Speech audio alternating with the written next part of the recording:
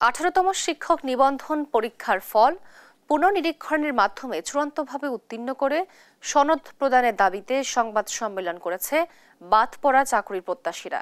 সকালে Dhaka reporters unity মিলনায়তনে সংবাদ সম্মেলনে তারা জানান, তাদের সঙ্গে বৈষম্য করেছে বেসরকারি শিক্ষক নিবন্ধন ও প্রত্যয়ন কর্তৃপক্ষ। লিখিত পরীক্ষায় পাশ করলেও উদ্দেশ্যপ্রণোদিতভাবে তাদের মৌখিক পরীক্ষায় বাদ দেওয়া হয়েছে। এনটিআরসির এমন আচরণ তাদের বিধিমালার বিপরীত বলে দাবি করেন তারা।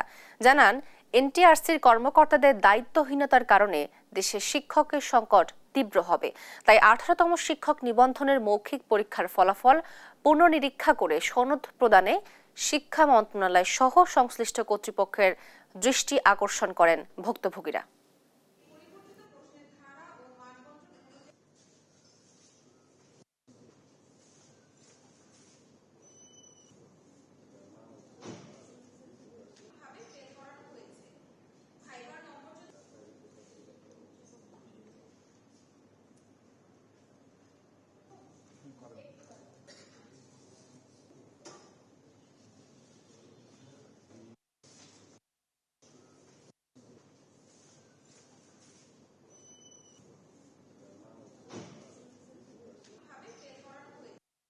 যেহেতু এনটিআরসি লিখিত পরীক্ষায় নিজেদের করা প্রশ্নের ধারা ও মান বন্টন বহির্ভূত বিকল্প প্রশ্নবিহীন প্রশ্নপত্রে আমাদের পরীক্ষা নিয়েছে এবং সেই লিখিত পরীক্ষায় আমরা পাশ করে এসেছি এবং আমাদের বেশিরভাগের ভাইবা সনদপত্রে 12 নম্বর রয়েছে, তাই মানবিক বিবেচনায় হলেও পাশ করানো হোক।